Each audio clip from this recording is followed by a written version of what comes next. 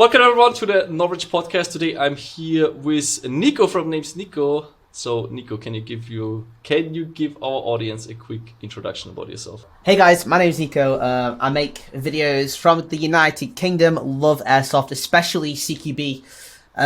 Love running around, getting stuck in. I love anything FPS. I also live stream pretty much every day on Twitch. Served 5 years in the British Army as like a point man grenadier in an infantry unit called the Rifles. And met this lovely man, Chris, from Norwich, and we had a good time. Almost broke my leg. That's me. Yeah.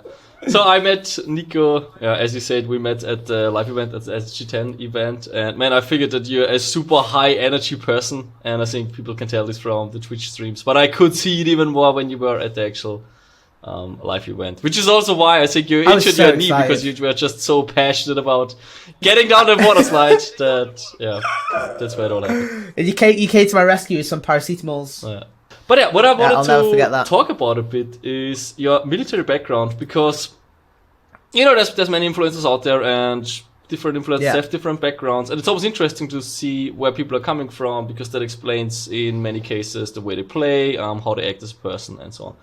So, can you tell me a little bit about what you did, especially at the military, but then also how this kind of translates into your playstyle? So, I joined the infantry back in 2013 in a regiment called the Rifles. They specialise in infantry tactics, attacking enemy positions. I was in 5 Rifles, which is they had armoured capabilities, okay? So we would use things called APCs, which are like, you know, in layman's terms, super fast tanks. And our job on the ground was to roar towards the enemy position, whilst the tank commander and the gunner that would be operating the 30mm Rodden cannon would pummel the enemy position. Then someone like me would get out the back of the door, we'd create an extended line, then we'd break down into 2 fire teams, Charlie and Delta, and then we'd assault the enemy position. Now, I was in Charlie. So within Charlie, you'd break down even more. And I was a grenadier for my first 2-3 years. I was a grenadier. So I'd be on my belt buckle crawling with a grenade, getting ready to throw the grenade into the enemy position, and then get up off my belt buckle and then advance and then clear through the enemy position. And that's what I was trained to do for 5 years. That's what my job role was. And as I became a more senior bod, I went into being like a point man, grenadier. I did a bit of team medic training as well. And as you become more senior, you learn more about kind of being a leader of men, and understanding tactics more, and looking after the new blokes that come in.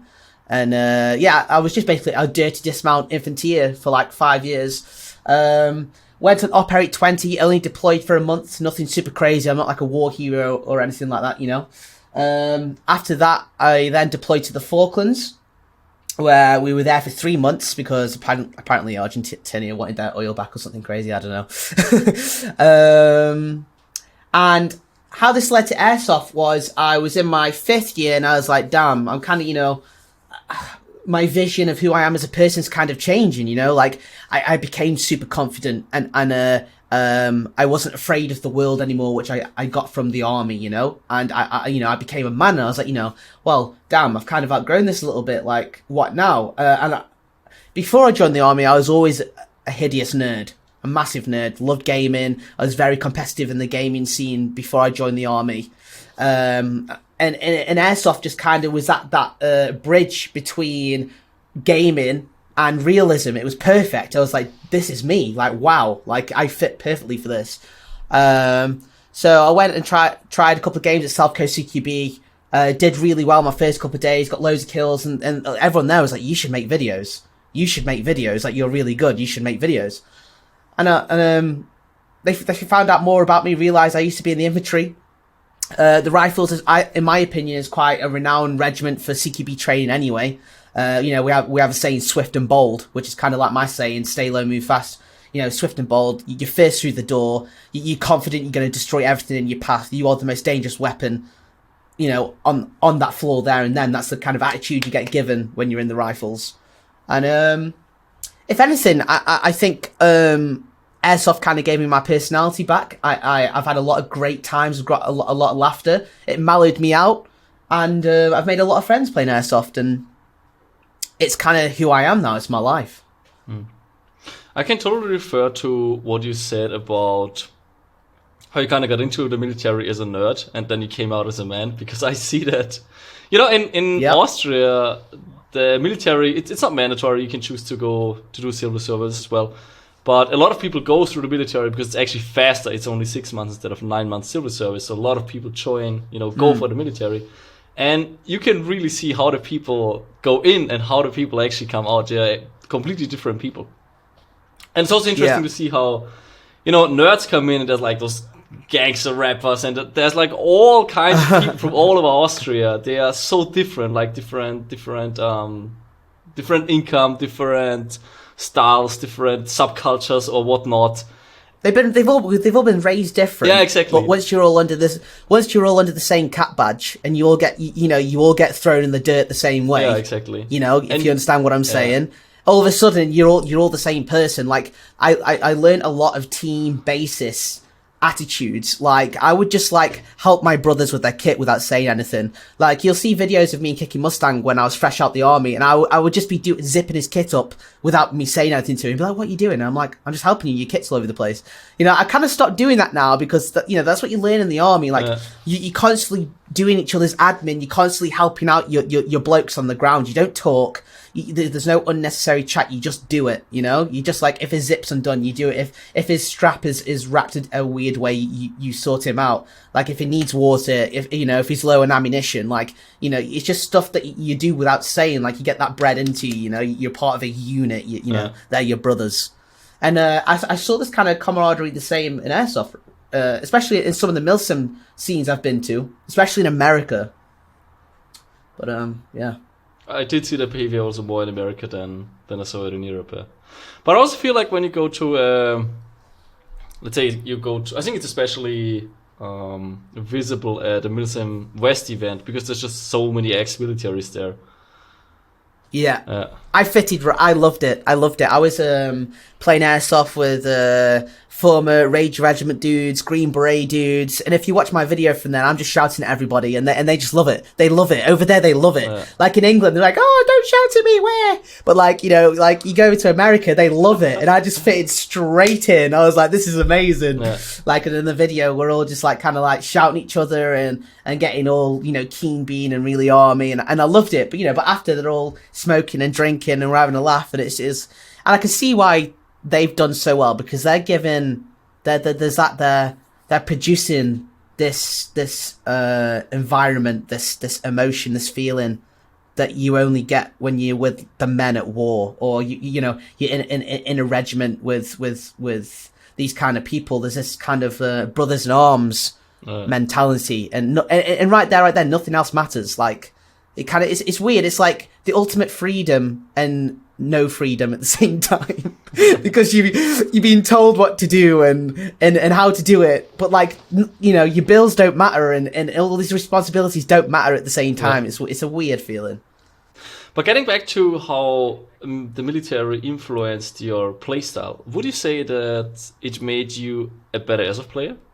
I think it gave me the building blocks that no one else would get if you weren't in the military, especially the infantry.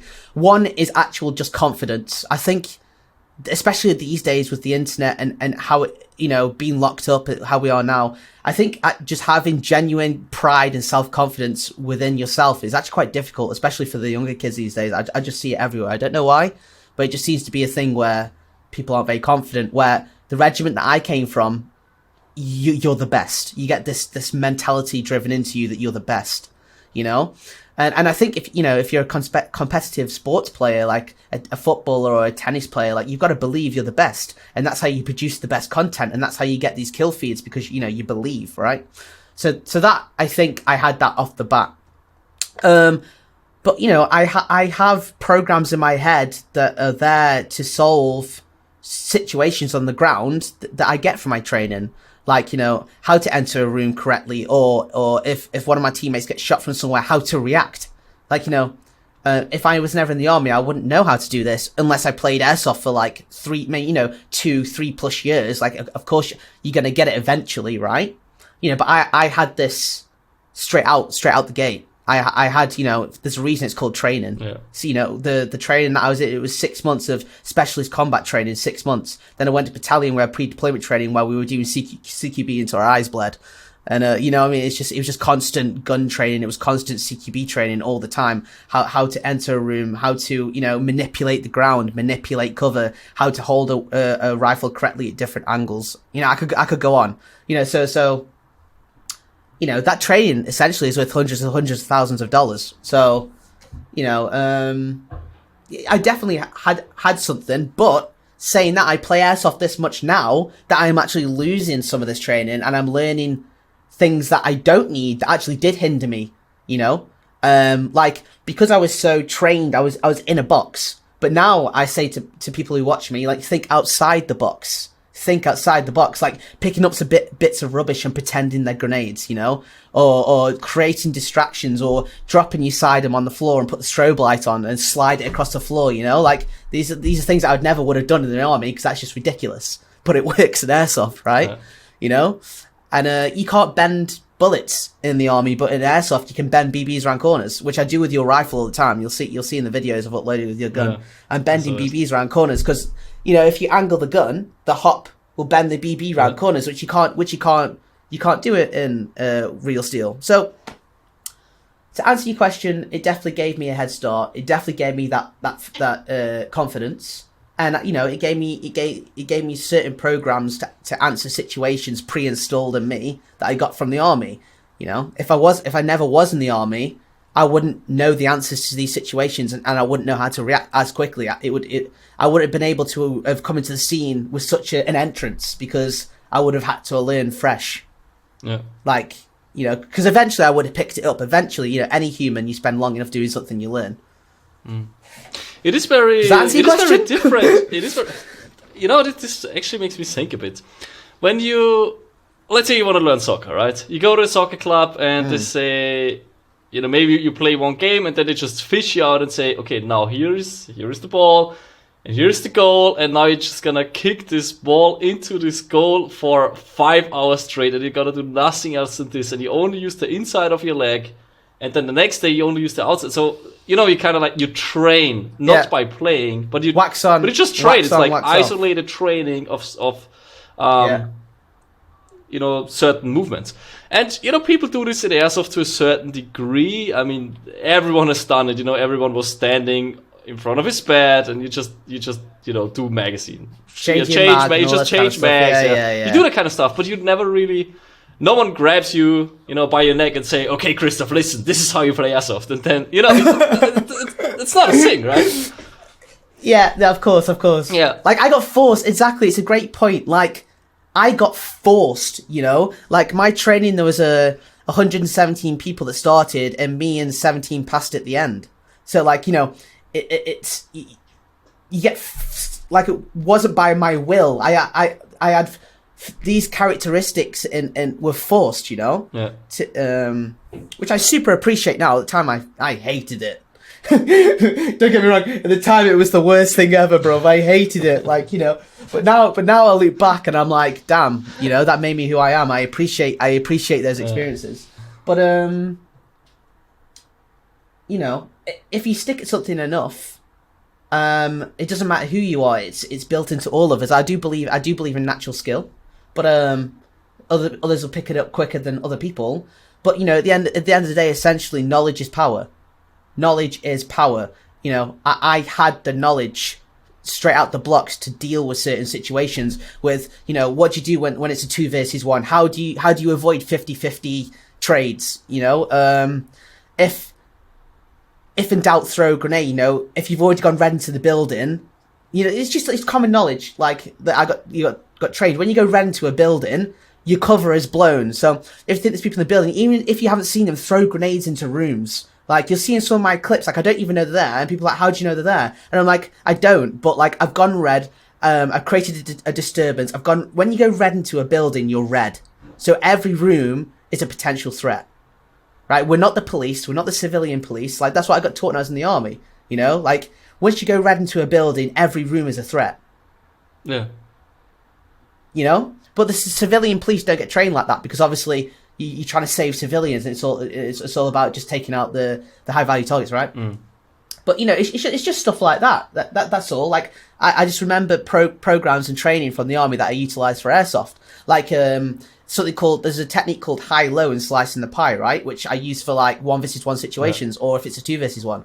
So I'll have like a door frame here, and I'll have my gun, and I will slice the pie peak. But there's two types of pies, but I won't get into it. So you peek, shoot, and then you come down low and peek back out, and you make this movement as quickly as you can. And as you're doing that, you're engaging two different targets as you're doing it, But like, I don't know, it's just stuff I learned in the army that I utilised to answer your question. But it doesn't, it doesn't mean someone who just plays airsoft and doesn't care about the army and just loves airsoft doesn't mean I'm better than him. Do you know what I mean? He could be some kid with an ARP9 who is just rapid and has like natural ability and has played airsoft that much that he knows like he knows the potential of his gun. He understands his gun. He knows his ranges. He knows how to sneak up on people. He's been naturally flanking people. He doesn't have all the tactical words for it, but he just knows what he's doing. And I think that's just natural ability and repetition, right? What do you think made you a worse airsoft player? Because I have some examples of how the army made me actually a worse airsoft player. What would you say are some of like limiting beliefs that you get in the army that make absolute sense for combat, but then you go into an airsoft field, it's limiting you a lot. Like, throwing an empty pet bottle into a room and shooting a grenade. Like, you don't learn that kind of stuff. So, but what else is there that kind of limits you? That is a difficult question, to be honest with you. Yeah. I can give you an example. Maybe while I'm talking, you can. Well, yeah. You go first whilst I'm thinking. So one thing that you learn at the military is that you have different kinds of cover, right? I don't know the English word for it, but I guess it's soft cover and hard cover. While through soft cover you can shoot, which is you can shoot through a lot of stuff with a 5.56 or a 7.62. Yeah. And you always learn that if someone's seen you and it's like combat, you don't move behind soft cover because they can just shoot through it. But this is not the case in airsoft. Like in airsoft, even a bush is sometimes enough to to keep a bit like, I see someone through dense vegetation. Okay, great, I'm safe. I'm safe. I got this. The guy, needs to fire 50 BBs to, for just one BB to get through. Yeah. So stuff like this. There's a lot of these things that actually held me back a lot from what I learned at the military, and then I got back into airsoft. I felt like I'm actually a worse airsoft player more than I'm a better airsoft player. So I'm surprised to hear that for you it actually helped. I think it limits you in many ways if you follow exactly the tactics that you learned at the military, especially. Yeah, but you don't. But that's just silly, though. You wouldn't just follow exactly what you've been learning. Like if you had any common sense, you just take. But all the best bits. I get what you're saying, but still, you've done those drills over and over and over and over and over, and they're just in your muscle memory, right? Well, you can even there's videos where there's like trained, I think it's Navy SEALs or something, and they go against speed softers. But they're not airsofters though. They're not. The speed softers are going to destroy them. Exactly. Yeah, look, and they could also argue. I'm an airsofter. But they could also argue. I'm an airsofter. Wait. But they could just pick what, the useful stuff from what they learned. But you still need some transition period from where you kind of understand, actually what I learned is kind of useless here, except for those bits and pieces that I can use. Well, look. Let's look. They're still serving. The Navy SEALs. They have the whole regiment watching them. They've been in that environment where this is how this is done. They've never played airsoft before. Like I said, you can bend BBs around corners. They're not going to know this. You can dodge BBs.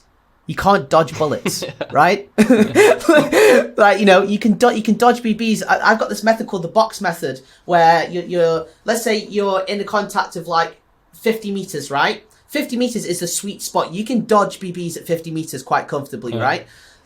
So it's a one-on-one fight. It's 50 meters, right? Paintballers do it all the time. They start to strafe as they're contacting. They start to run to one side, right? Yeah. So that way the enemy player has to lead shot their paintballs or whatever. I call it the box method. It's kind of where you take a knee, you stand up, and you slide to the left like you do like the cha-cha slide or something, like a dance, right? And you're constantly shooting, making a box as you're shooting. So you're moving forward, you're moving to the left, you're standing up, you're taking a knee, you're moving backwards, you're moving to the right, and you create this cube, right? Whilst you're still engaged in the target. No way could you do that in the army. First of all, you die.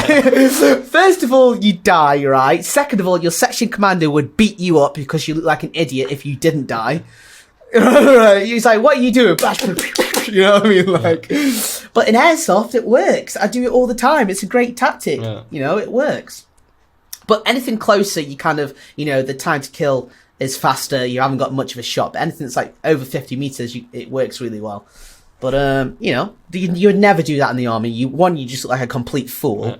Everybody would just ridicule you, and you probably get shot anyway. But yeah, that's fine. Let's get back to that training topic we had, where in airsoft there's not really training, right? No one tells you, look, this is how you play airsoft. I gave it a thought, and I think the reason why it is like this is because it's not a competitive sport. There is no incentive really to train. It's like, you know, I just go there to have fun, or that's how a lot of people see it. I mean, there's you know. I mean, I know people who do. Yeah. I know people who do, and I know people that turn up to, especially me. Like, I want to turn up and I want to get the best videos I can. So maybe I'm competing with myself, maybe, and I'm sure there's other people who are exactly like that. They want to go. And they want to have a great day trying to kill as many people as possible, right? You know, but I think you're definitely right. I think everyone goes to the field and says, "I want to kill as many people as possible," but they don't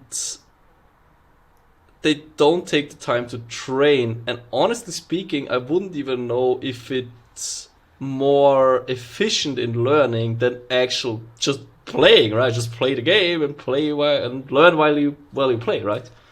Well, it's funny you say this because I've created a Patreon service called Club GG, where I'm taking military tactics and the useful ones for airsoft and putting them into just little training packages, just useful tips, not like, oh, look at me, I know what I'm talking about, just useful little tips that people can watch and be like, oh, why didn't I think of that, you know? And they can go and take it into their airsoft game and it'll work. Not like, right, you've got to do this and you have to get down and lie down for 20 like nothing like that. It's just little tips that I use, like what I was just talking to you about like the box method, you know, how to win your one-on-ones, certain ways to slice the pie. It definitely works in airsoft. You don't need to be like, go, go, go, and like, you know, bound in sections and, you know, pepper pot forward and Charlie and Delta. Like, you don't need none of that. I'm just talking about genuine rifle skills that you can win one-on-ones, you know, creep up on people, creep up on groups of people and survive the encounters, you know? It's all about surviving. Like, everybody can shoot an airsoft gun and everybody's pretty accurate. It's not difficult. There's no recoil. It's a toy gun. The secret is surviving. The secret is movement. The secret is looking at your environment and understanding how to walk around it, understanding how to use it. You know, it's called cover manipulation. And it works in airsoft. Super simple. Cover is key. That's all it is. And distraction and all these little tips. So I made a platform called Club GG on Patreon. I've just interviewed the guy, right? I've got a lot of friends in the CP world, you know, close protection. I just interviewed a guy who was the bodyguard for Michael Jackson. And crazy conversations I just had with him, bro. Knows about crazy cover manipulation as well. Yeah. He's talking about how to keep a seal on all the doors and like all the weapons he uses. He's done some work for a couple of royal families. Was a bodyguard for Paris Hilton as well, and Matt Damon. Yeah. Nuts, crazy story. Really cool guy. And yeah, man. So I've got a massive interest in just like not so much training, but you know, like I'm very passionate about talking about, you know, skills, little skills and tips within airsoft. You know, so I think it's quite an interesting conversation. I feel kind of bad about how the skill level in airsoft. I sometimes feel it could be so much higher. Like, airsoft players are genuinely they don't really collect knowledge, and then, you know, when you look at soccer, let's look at paintball. There is a lot of common knowledge about how you act as a good paintball player, right? This is how you move on the ground. This is how you move behind cover. This is how you hold your gun. This is how you aim. Elbows. This is how you run. And, you know, you have all those. And it's kind of like the community learns, and while it learns, it collects this knowledge, and it gets put into new players, and it doesn't get lost. But I feel like in airsoft, you know, a guy plays for 10 years airsoft, he learns all of this stuff, right? And he stops and it gets lost. I agree. Yeah. And this is why, and I think, well, that's why I'm doing. This is why, yeah. And I think because there's no incentive of winning. I guess there's no, because in paintball it's about winning, right? You play to win. Yeah, and there's tournaments. There's tournaments. So and people want to get those. I don't know, the status of being the best team, or the money involved, or they want to have sponsorships and all of this. So they have an incentive to train. They have an incentive to get a knowledge of how to do this the best way. While at Airsoft it's kind of like, we all learn it by ourselves, kind of. We start from zero, and maybe with military background, maybe that helps a bit. Unless it's people like us, like, come on, like, let's not pretend. You're ex-military as well. You're just not as open about it as I am. Like, I'm sure you learned a lot of your principles and a lot of your basic weapon skills from the military, which did transfer to Airsoft. There's no way it didn't. I know for a fact it did. It did help a bit, but also it wasn't first military than Airsoft. It was like Airsoft, military, Airsoft, and... Oh, really? I think that's interesting. Yeah. So I played illegally, actually, because Airsoft is illegal from 18 plus, and I started with 14, which is actually not legal. So don't do it. I knew you was a bad boy. I knew you was a bad boy. So don't do it. It's not legal in Austria. I did it anyways. But yeah, I played 4 years of Airsoft before I got into the military. And what did you prefer? Airsoft.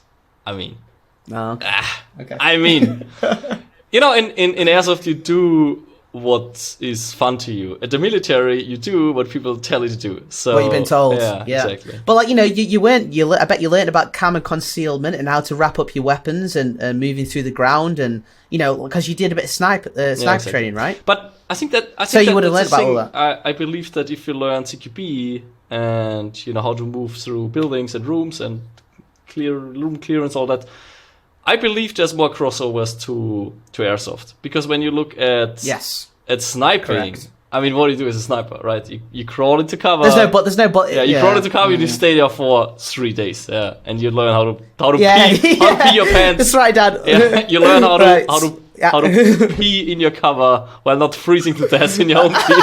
That's what you learn. Day 3, I saw a deer moving right to left. Maybe about 2 years old, maybe a female. Yeah, exactly. I mean, you learn how to, make a sketch of the environment and guess distances if you don't have the tools to measure them. Yeah. We call it data collection. Yeah, exactly. This is not relevant at all. Like, who the hell would do that? Of course, no. That's the point. But I think I was lucky then, because with my train, it was very transferable, especially when you're working in close spaces. Airsoft in close spaces, bar all the BS that you get with cheater, I've been hit. Bar that is pretty much perfect, and I'm in love with it. There's no better feeling than winning one-on-ones, winning 2 versus 1s, winning against a whole team. Playing cat and mouse, being elusive, being sneaky. Like getting the jump on someone. I love it. But back to your point about the competitiveness, I think you're right, I think you're right. I've seen a couple of companies trying to take it to that next level, but you got to think, like, gaming wasn't gaming like what it is now before someone had the idea to make it all competitive. Now there's a Call of Duty League, which is huge, and the players are getting paid hideous amounts of money. It's huge. They've all got sponsors coming out their eyeballs. Back like 5-10 years ago, gaming wasn't that. Now it's huge, and there's prize pools for millions and millions and millions of dollars, So if Airsoft could be refereed correctly, if it could be refereed correctly, I definitely believe it could pull a crowd.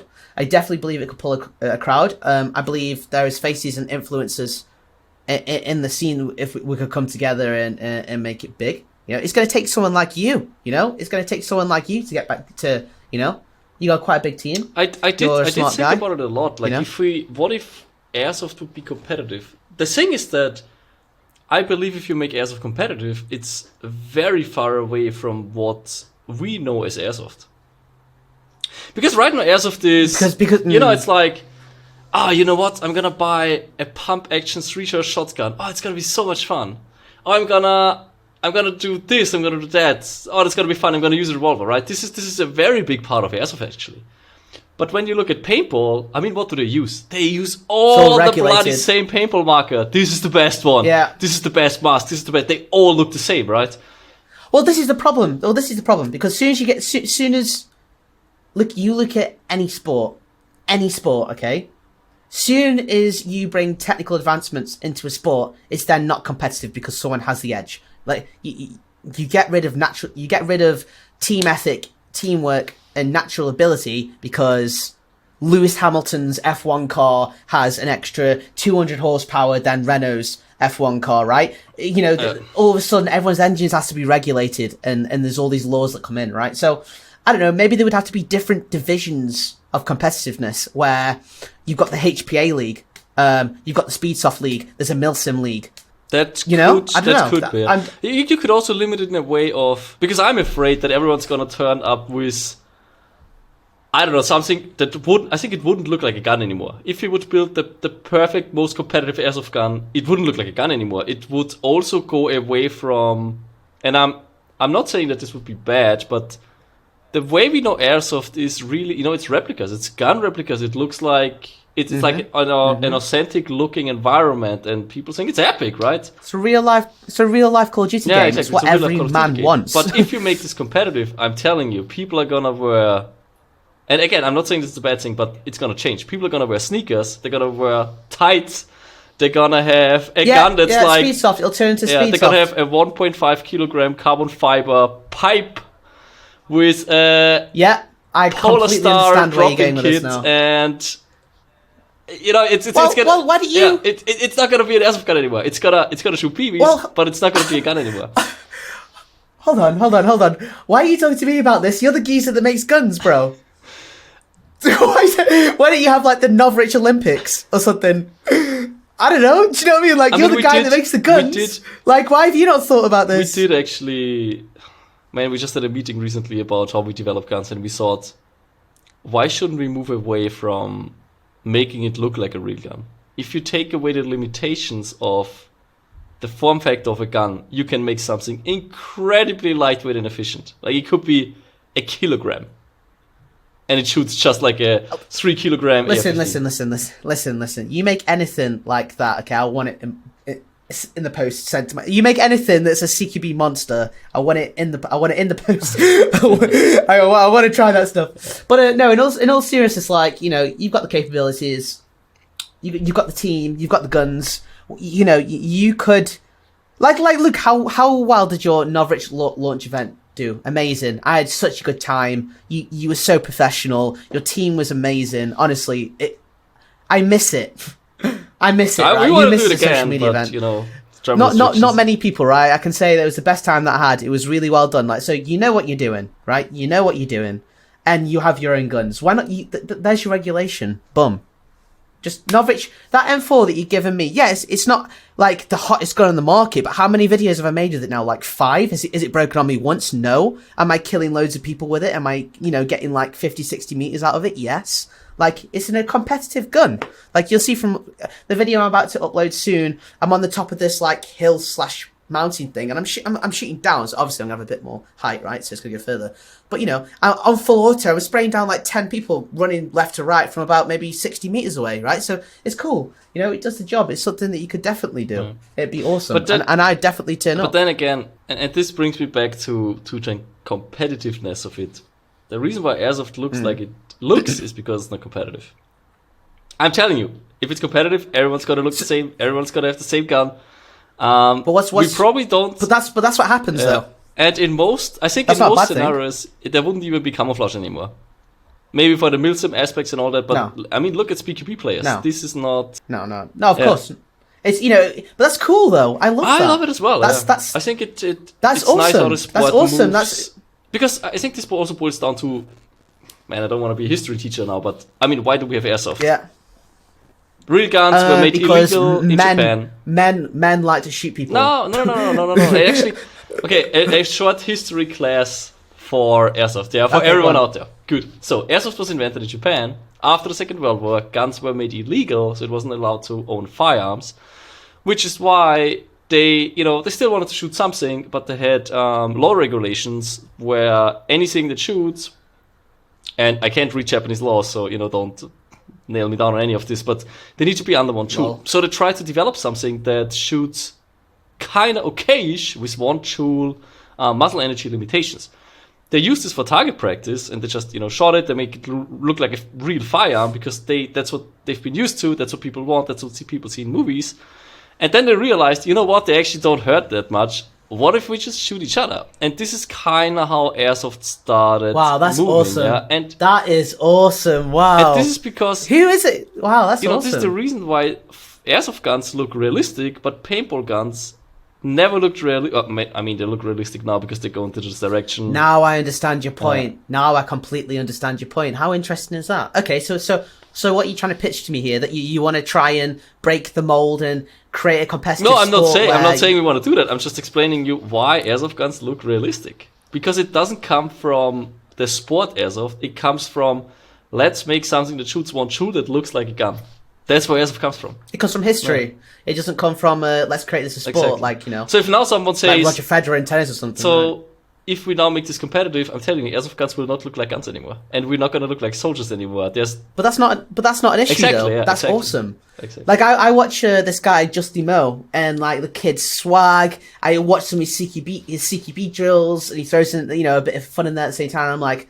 the kid's got it. Like, I like it. Like, I want to have a go. I just don't. It's not really big in the UK, But like, I'm all for airsoft going this way. Like, the only time I've enjoyed Milsim is when I went to America. Like, I don't really play it in the UK. It's just not. You've met me. You know the real me. Like, I enjoy having a laugh. I enjoy having a good time. Right. So when I see all the Speedsoft stuff, and it's kind of like a game, right? And it's played more as a competitive sport. Before I joined the army, I was playing tennis at county level. I was shooting archery internationally. I've always been a sportsman. I've always been competitive. Yeah. So I love the way that's going. I wish it was more popular in the UK. I feel like if that happens, then airsoft will separate into a. The pickup kind of game where people wear camouflage and they have like a Vietnam reenactment loadout with an M16 with iron sights on it. And they're gonna do all kinds of crazy stuff. And then you're gonna have the competitive league, which is, they don't look like this at all anymore. And I would even say that if those get mixed, it actually doesn't work because the people who played for the fun of it and replicating something, man, they're gonna get absolutely destroyed by the competitive people. I think they get absolutely destroyed by them. And absolutely. I think that's why they're gonna, if this is gonna happen, there's gonna be two classes of airsoft, which is like... I mean, it's already happening. It's already happening. You go on Instagram and you've got your Speedsoft kids. You got your Milsim kids. They hate each other. And it's just stupid. Yeah. Like, why? Like, I'm a mixture of a Milsim kid and a Speedsoft dude. I play in Milsim kit like I'm playing Speedsoft. Yeah. Like, I just run around everywhere. I mean, look at me. Look at the way I use an airsoft sniper. I don't use it like a sniper. I use it like a pistol. I use it like a pistol. Exactly. Yeah. It's just when I run, I'm just running and gunning. Oh, there's a guy. That's how I play. Exactly. This role. But that's the most fun. That's the most fun. That's the most fun. That's what the people like to see. That's what I enjoy doing. So, but that's already happening. What you just said. There's already divides. That's why airsoft is such a strange beast. You get people from all over the place. You get people who think, right, that airsoft is a contact sport. I know people who generally think airsoft is like MMA. There's people out there who think airsoft is like MMA and it's a contact sport. You got people who rock up to airsoft in World War II attire and just there because they want to be like brothers in arms and they want to be that guy from that movie that they've watched. Then you get people who turn up in full like Navy SEAL loadout and they watch SEAL Team 6 every night and they want to be one of the blokes that just come off the helicopter and they're in Afghanistan, Baghdad, right? Night vision goggles on, like they're SF, and then you got the Speedsoft kids that like play Call of Duty, they enjoy quit scoping, they watch FaZe, they wear what's that brand? Supreme. They're like the Supreme kids of airsoft, right? You know what I mean? And it's all, and that's why I love it because it's so diverse. You never know what you're gonna bump into. But I don't see a problem with there being a competitive league. I don't see a problem with guns being regulated and everyone wearing the same stuff. That's what makes it competitive, because then it's not down to the kit they've got on. It's down to the skill, which I'm all about. I hate this ethos, especially it's happening in the UK, where people think you buy expensive kit that makes you a good airsoft player. Like, no, you know, that's a good airsoft player can rock up to a game day in just some trousers and a t-shirt and a rental gun or a pistol and destroy everyone. That's a good airsoft player, you know, not like he's got the pelters on, the expensive lid, you know, full cry. Like, that doesn't make you good at airsoft, you know. Yeah. I wonder why Airsoft is developing so slow in this direction, because you would assume that in any other sport, okay, let's assume they used to play soccer in rubber boots, okay, because this back then made sense, because they only played soccer in the swamp, yeah. Okay, let's put it like this. They played soccer in World War One against each other. Yeah, exactly. Yeah. Stop! Everyone, stop firing. Let's have a game of football. Let's assume, okay, soccer, the way it looks like right now, they were what makes sense, right? The shoes, what they were. But imagine it would have started with a different motivation, and for some reason they were wearing rubber boots. How long would it take that those rubber boots are gone? It would probably take like a week or two until people realize this makes no fucking sense, right? But when you look at Airsoft, this is somehow not happening. People use stuff that makes no sense because they want to reenact, or they want to replicate something, or they just want to have fun. And it's because football isn't diverse. Football, there's only one way to play football, and that's to kick the ball. With Airsoft, there's so many different ways to play it, and there's no one. But it's also not true. I mean, you could, to put it into an extreme, you could play football with, I don't know, on your knees. Okay, you could only be running on your knees because it's funny, right? It's so funny and it's so much more challenging. All right, money. There you go. There's your answer. Money. That's Maybe why money, the Premier League makes millions of pounds a year, because it's regulated and everyone has to use certain sponsors and certain boots and certain kit, and then it's down to skill, because there's millions of people watching. All these companies, the Premier League, make millions and millions of pounds. Like, Airsoft makes its fair amount of money, but there's no one really running the Airsoft flag like, this is how we play Airsoft. Yeah. There's no one really. You've got your creators, but your creators can't do that. We're not making millions of pounds. We're not making hundreds of thousands of pounds. And also, we need. I could even say that creators like us are one of the reasons why people do so ridiculous things, because what gets the most views? You play with the absolute most ridiculous gun. You play with a rubber sword and it gets views, right? So maybe that's also... Yeah, but I think people aren't that stupid though. I think people understand that's just for clicks. Like, I don't think people are like, that rubber sword looked like it did a lot of damage. I'm gonna go buy one off Amazon. you know what I mean? Like, I don't think people are that stupid. I think that's a bit far. I'm not sure if it's that far. Imagine every single Airsoft influencer runs the shortest stubby HBA AR-15 out there and runs sneakers, and I think it would make a huge... I mean, look at how James is, doing all the skilly stuff, and now there's a huge community following what he was inspiring, right? Now imagine you have all the influencers doing, I don't know, pink sneakers and running clothes, high caps and short HBA AR-15s, right? I think people will follow. I think people will generally be like, hey, that actually works. I can see the video. That guy just beats the entire team.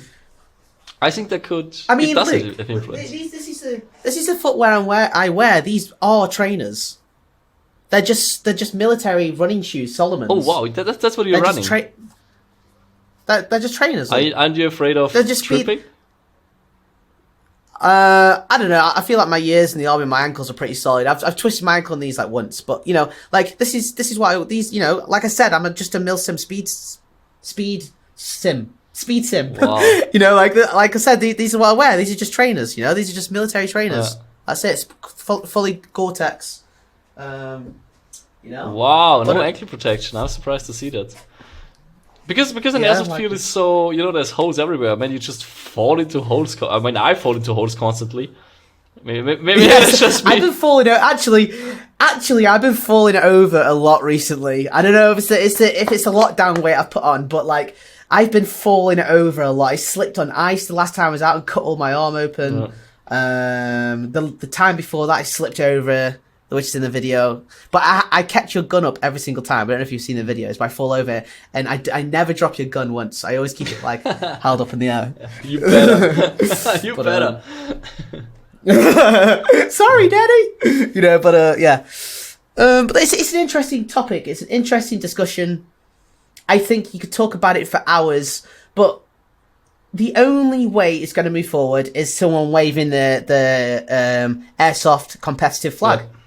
Honestly, in all honesty, I think it's going to take someone to be like, let's all watch this. Like, I take a lot of inspiration from the Call of Duty League, and I sit and I watch all the COD pros YouTube channels, and they talk about the league and all the competition, and you know how it's all edited, and there's loads of hype created around it, and like there's nothing stopping an airsoft company doing that. Nothing. All they've got to do is referee well, come up with a good refereeing system, and you're onto something. You're onto something. Hype up pro teams. Like the COD League do. Get all this going, man. Lights, camera, action. You know, all this, like, you know, American it. Like, America do really well at this. Just go. You know, just do it. Do you think it just boils down to referee system? Oh, absolutely. I think, you know, if you can come up with something... But, I mean, I think you don't need to come up with something. I think all you need to do... When you look at Speedsoft, I mean, they just make a field that's easy to overview. They use tracers and... done. That's it. Yeah, you know, you've got a point. Like, that's, you know, but I think when I record, I'm looking for sites that aren't made of wood.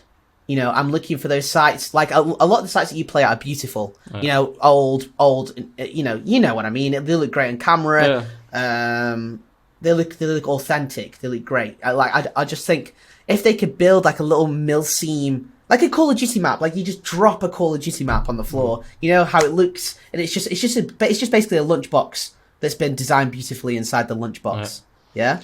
I think if we could get past the issue here would be if it's not always the same field, because I think in paintball there's just certain field layouts and they're always very similar, right? But that's why I think paintball doesn't have a huge following, because they all do look the same. And it doesn't look like Call of Duty. If you could nail a brand that looks like Call of Duty in real life, the only reason these kids are playing Call of Duty is because they want to do it in real life. Yeah. You know, that's the only reason Call of Duty came about. Yeah. I get that, but how would you solve this? Okay, let's say we make a competitive airsoft league in Airsoft Park Tirol, so the urban area where I'm usually playing. Man, that would just be absolutely unfair. Like, everyone who can play there regularly has such a big advantage over everyone else who... Yeah, but you change it. Like, this is what I'm saying, it takes time. You make a plan. Right, we're going to use that place. And you completely change, you know, take some ideas from Call of Duty. Like, there's so many maps that you can look up online. And, you know, you take ideas from bits and you build a map. So you basically build it and you don't let anyone play before the game. So they can't learn it. Yeah, okay, yeah, that would be a way. I mean, that's a big financial. You have to finance it because you need to make a field. Yeah, of course. But you need to make a field every time you make a league. But yeah, not necessarily, because once people have played it, then okay, like, you know, map knowledge is going to come into it. Like, you know, the pro leagues, they all play on the same maps. That's why they train. You know, like. It's just one of those things that you can't avoid. But that's what I'm saying. It's going to take a bit of dedication. It's going to take someone with a bit of money. Yeah. You know, and you think, what do the people want? What do the kids want? They want to run around like Speedsofters, but they don't want to play in an indoor cardboard-looking site. Like, we don't want that. We want to feel like we just loaded up a Call of Duty mission where we're going through a hotel, or you know, like, someone needs to find. How do us YouTubers keep finding these abandoned places that look sick on camera, but a big company can't? Like, you know, there's a massive complex on the border of Switzerland that me and Kiki Mustang go to all the time called Bear's Head, which is insane. An old Nazi fortress underground, all underground tunnels, spiral staircases, caves. It's sick. Like, why is no one doing this, you know? Like, I don't know. I don't know. You know? I don't know. That would be... I think G&G tried to... I mean, there's multiple companies who tried to do it. G&G tried it, but... I don't want to trash it, but I think it's it's not the way it should be done, because first of all, it's not playing against each other, it's playing against them. It's kind of like IPC, it's like playing against the machine. Then it's in Taiwan, which, you know, the Airsoft community is mostly, or at least the one we know, is in the Western world. It's everywhere except in Asia. I mean, when you look all over Asia, it's legal in Japan, Taiwan, Hong Kong, and Thailand. And most other countries there, they have such insane regulations that Airsoft is just blatantly illegal. It's just not legal. And then they make... Well, that's the next issue I was going to come up to. It's like, it's getting, as you know yourself, it's getting harder and harder. Yeah, exactly. You know, I think the world is getting bored of conflict, right? Let's be honest. The world's getting bored of conflict.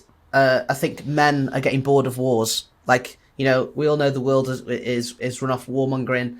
And I think as a world, we're coming away from this. We're bored of this. We don't want this anymore. We're kind of evolving, right? Yeah. That's super deep. That's super deep thought process, but that's how I think. And, you know, we don't want this anymore. So people are like, okay, well, we don't want this anymore. We kind of don't want things that look like that neither, right? So this is where you start to where Airsoft starts to get throttled because of upper powers thinking that, you know, this is a bad influence. This is not good for my kid. Which is where we don't like guns, and you know you're gonna get to a point where this is dangerous mentality. Yeah.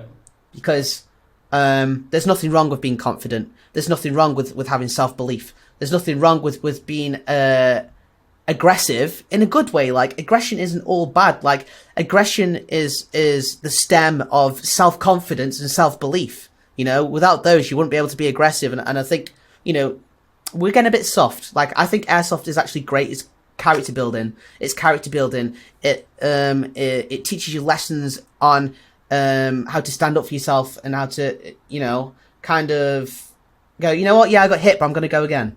I got hit. Okay, I'm going to go again. You know, you're learning. It's lessons. It's, you know, what's going to happen in real life when you don't get the job you don't want, or you don't get that pay rise you didn't want. You know, you got to go again. And I think, you know, as we get softer, I think people are going to get raised a little bit. You know, I don't know. Maybe I'm just talking shit. I don't know. I do understand the standpoint of. I'm not saying that I agree with it, but I kind of get why people dislike Airsoft, where they kind of go like, why does it have to look like a real gun? And you could argue, why does it have to look like a real gun, right? Why does it have to look like a real gun? And because they have fan bases. Because it's authentic, yeah, it's authentic. Has a fan base. It looks like the video game. But anyways, what could save Airsoft from this, and you know, we're talking maybe 50 years from now, yeah. Guns are banned everywhere. Maybe that happens, yeah, who knows. But Airsoft could be saved if it goes into a competitive direction. Because now they don't look like guns anymore, actually. I agree. And we're not wearing camouflage anymore. Yeah. I mean, we've had this conversation before, and I told you this. Yes, is the answer to everything you're saying right now. Soon as it becomes competitive, you know, let's say it gets televised. It's like, you know, 10 years ago, Gladiators was huge on TV, where people would fight other people live on TV with big sticks, smacking the crap out of each other live on TV, right? You get these like wrestlers, WWE. Why are all these popular? It's competitive. It sets a storyline, and men like to see people fight. It's been going on for centuries. Let's be honest, you know, like that's you know, it's UFC boxing, but like Airsoft isn't that, you know, and it doesn't really hurt. And it's also great fun. And I think you'll find that a lot of people who turn up to skirmishes are very competitive. You know, men and women, we're naturally competitive. So I think that is the route, you know? Yeah, I agree. It's just getting there. Yeah, getting back to... So G&G tried it, but again, I don't think that's the way to go. And I think there were a few mistakes being made on it. But then there's also... So back to the G&G one. I think the problem is it's in Taiwan. It's against the machine instead of what Airsoft actually is, which is against each other. Yeah. And then you have the... How's it called? It's called Battle Arena. It's a Russian... In Russia. It's made by the company that makes Tag In. Those are the guys running this show, actually. And I think it goes the right direction. It is indoors. I mean, it doesn't have to be indoors, but this one is indoors. There's multiple camera angles. They make it look like live commentary, which is actually not. Like, they commented afterwards, but they make it look like live commentary, which is super cool and fun. The switch between the camera angles. The thing is, right now it's mostly in Russia. They do roll it out all over the world, but I think it's not that popular yet. Maybe this could be the right route. And then you have the. I think you're the man to do it. Airsoft, I think you're the man to do it. What? You're the man. It's you. It's got to be you. You've got to be the dad. Just do it. Yeah, we did think about it. It's a logistic. It's not easy to do, right? It's not easy. But what about the Airsoft Pro League? What about those guys? I mean, don't they try to do something like that? They had the right angle, they had the swag, they had the attitude, they had the lights, the cameras and actions. They just didn't have, they spoke to me about, they came for like my counselling or however you'd say it, right? I don't know how you'd say it, like advice, right? And, I gave them a bunch of pointers, COVID hit, and they just didn't have time to change it, I said, like, look, you just look like Speedsoft. Like, if you're going to come in and say, you're the Airsoft Pro League, you've got to come with some fire. You've got to come with something that's different. Like if you're going to claim that name, they were trying to come all like gladiatorial, right? If you know what I mean when I say that, like gladiators, Roman times gladiators, and like they had like a house team. Have you seen Robot Wars? I don't know if you might have seen that. I've seen it. Yeah, like it was it had that feeling where they had like a house team of ex special forces guys and SWAT people, and I was like, look, you're doing this all wrong. It's like, no one's going to cheer for your house team, right? Like, this is why you need fans. So it needs to be like Speedsoft where different teams turn up. But the arena needs to not look like Speedsoft. The arena needs to not look like Speedsoft. It needs to look natural, not cardboard. All their stage was like in black and it was cardboard. And it's hard to translate the story. You've got to set a story. You got to, so there's lots of things that need to be executed right, but it's there, man. It's there. I can see it. Who would not watch that? People are watching people pretending to do it on a game and paying loads of money for it because some genius has absolutely nailed the secret sauce for it and has put it out to the masses and the masses are consuming it. Like, who would not want to see real people do it to the point where we can call them athletes? Right? Who would not want to? I'd watch that. That's sick. That's awesome. You'd watch it, surely. Surely you'd watch it, if it was done properly. Do you watch competitive paintball? No, I watch competitive COD though. I watch competitive Call of Duty. I keep up with all that. I've never been interested in paintball. I think the big blow up, like it's not. What's the word I'm looking for? I know, but the thing is that I was like, okay, what if we make a competitive Airsoft League? And then I thought, let's just learn from paintball, let's look how they did it. And I looked into competitive paintball videos and I don't know, man, they're just not cool to watch. It's like, like cool to watch for 10 minutes and then like, What are the angles though? What are the angles? They have GoPros? I mean, they don't have GoPros on the people, but they have like, it's like football. There's camera towers and those robot arms that just fly around and look around. But honestly speaking, also soccer. I'd run our rig. Yeah. Also soccer is. I mean, when you're not into it, soccer is also boring to watch. Yeah, you just look at it. So I don't watch it. So if people can watch that, maybe paintball is actually a lot more exciting. They're not bringing an entire product. Why are they not running what us YouTubers do? GoPro, scope cam, face cam. Like every player should have minimum 3 cameras on them. Yeah, but like, why is that not happening? Because it's not live. I think it needs to be live. That's the shit. If it's live, people just sit in front of the screen and go like, they shout at the screen, and you don't get that if it's not live. So what? So you need cameras that produce a live that you could just switch between. Like that could be done. That could be done. Probably be done. Right? It's just the same. I mean, you can live stream from a phone. You can live stream from a phone, so you can't. I mean, technology is there.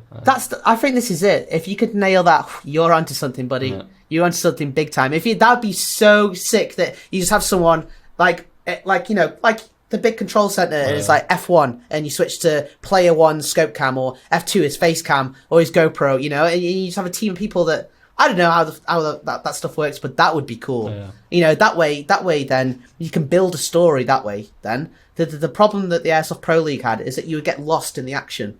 Because it happens so quickly, you get lost. Yeah. Because they only have certain cameras that are following certain things. And I guess the same with this Russian thing. Like, we want to see that FOV. That's why Call of Duty is so good, because you're in that FOV first person view of that guy doing that action. You know. Maybe that's what it is. Yeah. That's my thought. But you can also, for the audience, go check out Battle Arena. Just put it into YouTube, Battle Arena Airsoft. Watch one of the matches. There they do switch cameras. I mean, they have head cams, they have zoom cams. What on the? They have everything. Yeah, they have head cams and zoom cams, and they have commentary. Man, it's perfect. When you watch it, you think it's perfect. But also, you kind of get lost in the action, because when you look at soccer, you have a very good overview. There's like, you see everything at the same time, and you know where people are. But if it switches from head cam to head cam, it jumps like into a different room on a different person, and he brings up the gun, and all of a sudden it's zoom cam. You kind of forgot which player was it. Whereas all the others it's very hard to actually understand what's going on. It just, imagine you have 6 Airsoft gameplays of influencers and you play them at the same time. Like, how you keep track of it? It's just difficult. I think obviously it's a storytelling. It's you just have to master. You've got to keep them reeled in. You've got to keep them in the story. But I think it's just getting that across, like keeping them essentially speaking military. You do this on the ground when you're with the men. A battle picture. What's going on? What is the battle picture?